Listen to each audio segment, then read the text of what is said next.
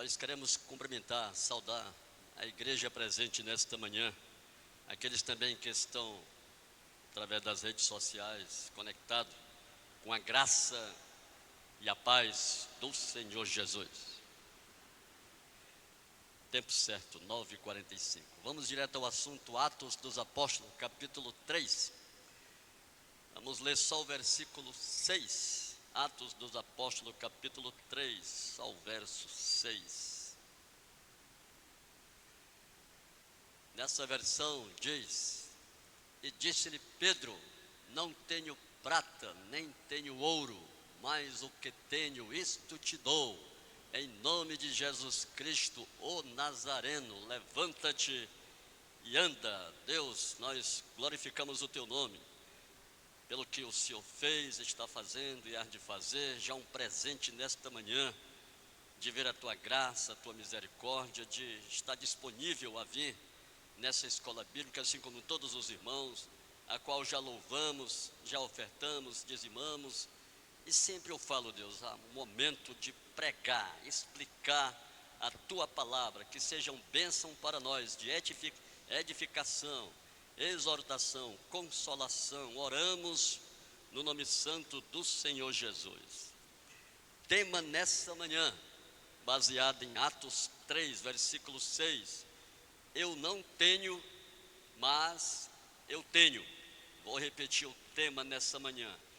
Eu não tenho, mas eu tenho. O que estava acontecendo em Atos 3? O início da igreja, a caminhada dos apóstolos. No capítulo 1 de Atos, podemos ver ali os 120 irmãos que ficaram, a escolha de mais um discípulo, no caso Matias, para compor o colégio apostolado. Entre o capítulo 2, vem ali derramado o Espírito Santo, aquela grande experiência, o Pentecoste. Pedro lança um longo discurso, e no final do capítulo 2 ali diz que mais de 3.000 almas ali foram batizadas e foram agrupadas no corpo. E entra o capítulo 3, uma experiência no corpo, uma experiência para um homem, uma experiência para a multidão, uma experiência para nós que ainda hoje vivemos esse tema. Eu não tenho, mas eu tenho. Pedro e João. No versículo 1 do capítulo 3 diz que eles subiam ali para orarem, e era a hora nona, era as 3 horas da tarde.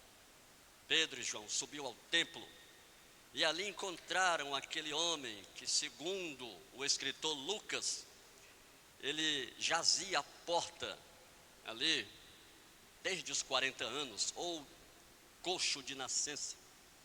E Pedro e João, fitando os olhos nele, e disse: olha para nós. E ele ficou querendo receber mais alguma coisa. E no versículo 6 entra Pedro dizendo: eu, ou nós, não temos prata e nem temos o ouro. É o que nós não temos. Mas o que nós temos, aí é o que nós queremos aplicar dentro de alguns versículos, alguns livros do Novo Testamento, se comparando a esse texto. Eu não tenho, mas eu tenho. Fazer uma breve digressão, vou ali, mas eu volto para depois trazer algumas lições dentro dessa temática. Eu não tenho, mas eu tenho. Coloque bem em Mateus 13, no versículo 12, Mateus 13, 12. Dentro desse tema, eu não tenho, mas eu tenho. E aqui, após a parábola do semeador, eles conversando com Jesus, e Jesus disse: porque aquele que tem, se dará e terá em abundância. O que nós temos? Pela fé, nós temos a salvação em Cristo Jesus. Porque quem tem, pela fé nós largamos tudo. Ao longo dessa caminhada, o irmão Solimar, o irmão Araújo, dentre outros, são mais de 20 anos, irmão Gregório, nós não tínhamos, porque aquele que tem, aquele que largou tudo, aquele que está nesse único e vivo caminho, se dará. Então a salvação já está em nós. E lá na eternidade nós teremos em abundância. É um caminhar, é um percurso. Isso Jesus estava falando para os discípulos depois da parábola do semeador. Aquele que tem, quem tem a Cristo, quem é selado, quem é novo convertido, quem é alguém que está agrupado no corpo, é o novo nascido, é pela fé um filho. Quem tem, se dará e terá em abundância. Essa é a nossa expectativa e a nossa vontade. Mas aquele que não tem, aquele que não confessou a Cristo, aquele que tem só o material, até aquilo que tem, até o material, até aquilo que ele pensa que vai levar, se será tirado. Então é muito bom ser selado, é muito bom ser um filho na fé, ser filho de Deus em Cristo Jesus. Era essa a mensagem que Jesus queria falar para os discípulos em particular, após a parábola do semeador. Aquele que tem, se dará, nós aceitamos o Senhor, e terá em abundância. Pela fé a salvação já está em nós. Mas quando fala aquele, não está falando homem e mulher, é tratando para você, tratando para mim, tratando para aqueles que estão nos ouvindo. No outro versículo bem conhecido, dentro de Mateus também, no capítulo 25, só o versículo 29 é o mesmo versículo, mas dentro de outra contextualidade. Mateus 13, 12 e Mateus 25, 29 vai falar o mesmo versículo, mas em outro assunto, porque aqui ele está falando dos talentos, para aquele que foi dado 10, foi dado 5, foi dado 1, e aquele que foi dado 10 multiplicou e disse: servo bom e fiel. Aquele que foi dado 5 multiplicou, servo bom e fiel, entra no teu gozo. Mas aquele que não multiplicou, que foi dado só 1, ele pegou o talento, guardou na terra. Por isso que ele lança o mesmo versículo, porque aquele que tem, se terá dado e terá em abundância. Nós recebemos esse talento, recebemos a salvação. Então o segredo da salvação é gerar, é multiplicar. Eu não posso pegar esse talento e esconder. Eu já escutei várias palavras de pessoas que nós assistimos ao longo dessa nossa caminhada, pessoas que dizem: a salvação é individual. É lógico que ela é individual, porque ela é em Cristo, ela é cristocêntrica. Mas quando ele chama ele chama para gerar, para dar em abundância. É o Solimar gerando Francisco, gerando Paulo, e assim o Jorge levando outros. É esse o segredo do talento. Eu fui salvo, eu fui selado, e se a salvação está em mim, eu tenho que gerar, eu tenho que falar para os colegas de trabalho, para a família, para os vizinhos. Era esse o contexto desse mesmo versículo. Mas aquele que não tem, que pegou a moedazinha, que guardou e que não gerou, até aquilo que ele tem lhe será tirado. Mesmo versículo, dentro de dois contextos, mas com a mesma aplicação. Eu não tenho, mas eu tenho. Lucas 9, 24.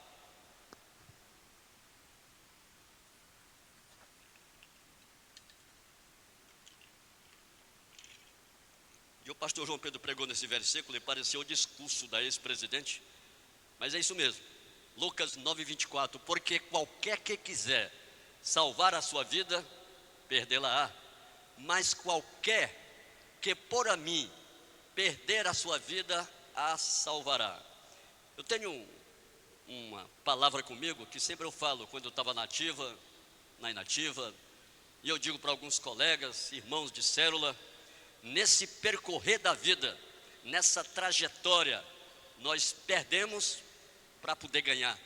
Às vezes nós temos certeza que estamos certos, eu tenho razão, mas por sabedoria eu vou perder naquele momento, mas eu sei que eu vou ganhar. Resumindo, a nossa vida é de renúncia, renúncia mesmo.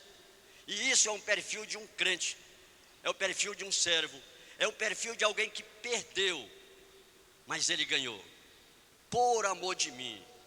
Aquele que perder, aquele que quiser salvar a sua vida, perderá, mas aquele que perder, por amor de mim, achará. E o último versículo, para poder voltar ao texto, está lá em Marcos 10, 21. onde fala do jovem rico, Marcos 10, 21. E ele diz assim para o jovem rico: e disse-lhe Jesus, olhando para ele, Marcos vai dizer que ele o amou. Os 3 capítulos, 3 livros, Mateus, Marcos e Lucas, vai falar desse jovem.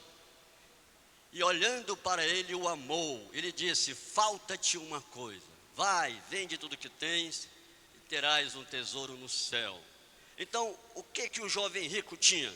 O jovem rico tinha juventude, o jovem rico tinha dinheiro, o jovem rico tinha caravanas, o jovem rico tinha pessoas que elogiavam, o jovem rico tinha conhecimento bíblico. Ele diz: olha, eu conheço esses mandamentos e tenho observado desde a minha mocidade. Então o jovem rico tinha, mas ele não tinha. Por isso que Jesus disse: te falta uma coisa. Então não adianta eu querer ocupar dentro de mim algo que só pela palavra vai ocupar. Não é o meu conhecimento teológico, não é a minha família, não é porque eu nasci na igreja que eu vou herdar a salvação. Quando o Senhor disse para o jovem: te falta uma coisa, é porque ele é onisciente, um atributo somente dado a Deus Pai, Deus Filho e Deus Espírito Santo. Ele tinha, mas ele não tinha um principal, que era a salvação, era o próprio Cristo. Te falta uma coisa, troca aquilo que é material, troca por um tesouro, onde a traça e a ferrugem não corrói. O jovem voltou, mas nós temos essa oportunidade de perseverar, de continuar perdendo e ganhando, perdendo e ganhando, porque o reino dos céus é incomparável com aquilo que o material possa dar. Então, falando desses textos, voltamos a algumas lições, finalizando esta palavra lá em Atos 3. A primeira lição que eu anotei nessa passagem: quem tem a salvação tem compromisso com oração. Então quem perdeu e está ganhando é um homem de oração, porque eles iam continuamente, era uma tradição judaica, a hora nona, no templo de Jerusalém, eles oravam, e isso é uma característica de quem tem. Quem tem, ora, quem tem, continua, quem tem a Cristo, persevera. Quem perdeu e está ganhando, uma das lições desse texto, vivem em oração. Quem tem a Cristo, tem também comunhão. Era Pedro e João, andavam juntos, e isso é bom, quando nós estamos no corpo, estamos em célula, estamos em escola bíblica, estamos no culto de doutrina, estamos juntos, isso é comum união. Ó, quão bom e quão suave é que os irmãos vivam em comunhão, Salmo 133. Então quem tem, ele tem também comunhão. Quem tem a Cristo, tem também testemunho, aonde Pedro disse: olha para nós. Este é um convite a qual ele flui, é um convite, eu tenho certeza que ele vai gerar. Você dizer só assim: venha para a Igreja Batista, lá tem um Alex, tem um grupo lá que cantam bem, olha, tem um Clemilton na projeção, tem um Jorge que toca bem, tem uns irmãos que recepcionam, olha, tem os irmãos da segurança, tem um arrumadinho, olha, a igreja tem a hora do abraço. Tudo isso é um convite que pode ser até bom, mas o verdadeiro convite que vai fluir, e que se você tiver coragem, é dizer: venha ser um crente igual a mim, olha para nós. A diferença que Pedro estava dizendo para aquele aleijado. Então a igreja que tem, ela tem um testemunho: olha para nós. Eu não sou só crente da Igreja Batista, eu sou um crente salvo em Cristo Jesus. Você diz isso? Seu convite é assim? Se for, com certeza vai gerar. Então a igreja que tem, ela tem testemunho, ela tem assistência. Não só orar, não só ter comunhão, não só ser testemunho, mas é assistir. E Pedro pegando pela mão, é andando, meus irmãos. Tem irmãos que demoram 1 ano, 6 anos, tantos meses com a muleta debaixo do braço. Mas é a obrigação daqueles que têm, daqueles que já são salvos, assistir aqueles que estão vindo. Então quem tem a Cristo também tem fé. fé. Naquele dia, naquela tarde, às 3 horas, houve aquele milagre. O coxo que tinha nascido ali aleijado, 40 anos. E nós olhamos num sentido de numeração, algumas palavras, algumas frases da Bíblia, algumas passagens. O coxo tinha 40 anos. A mulher do fluxo de sangue tinha 12 anos. Aquele do tanque de Betesda, o aleijado, em João 4, tinha 38 anos. E nós, há quanto tempo estamos coxos? Estou falando vocês, alguém que não se identificou. Há 40 anos, mas foi uma tarde de milagre. Aquele coxo, Pedro tomando pela mão, o levantou. E ele ali também concedeu a alegria. A alegria àquele homem que só esperava o material, que só esperava mais uma esmola, mas naquela tarde ele saltando, ali no versículo 8, saltando, se pondo em pé, louvou e glorificou e entrou na porta formosa. Essa porta formosa é o próprio Cristo, que nos dá uma nova forma de vida, nos transforma. Por isso que ele fala em João 10:10, eu sou a porta, quem entrar por mim, entrará e sairá, e achará pastagem. Aquele coxo, ele só estava à beira da porta, ele mendigava, ele escolhia o material, mas aquela palavra de Pedro e João fez com que ele despertasse, e tomando pela mão, entrou, saltou e glorificou o nome do Senhor. Então o coxo, ele não andava, o coxo só mendigava, o coxo esperava só o material, o coxo tinha uma vida limitada, não tinha auxílio, era um morto-vivo. Mas após aquela palavra de Pedro e João, na comunhão, pela fé, no testemunho, aquele coxo andou, aquele coxo entrou na porta, aquele coxo recebeu uma esperança, não ficou só uma vida limitada, aquele coxo recebeu assistência e aquele coxo louvou ao Senhor. Há muitas aplicações ainda nesse texto que podemos trazer, espremer e aplicar para a nossa vida. Mas como eu falei, foi uma experiência naquela tarde para aquela multidão religiosa, uma experiência para aqueles que estavam aplaudindo, uma experiência para o coxo, uma experiência principalmente para Pedro e João e uma experiência para nós. Eu não tenho a prata e o ouro, mas eu tenho Cristo Jesus, que me salvou, que me libertou, que me regenerou, que me fez uma nova criatura, e essa palavra nós também levamos para aqueles que estão ao nosso redor.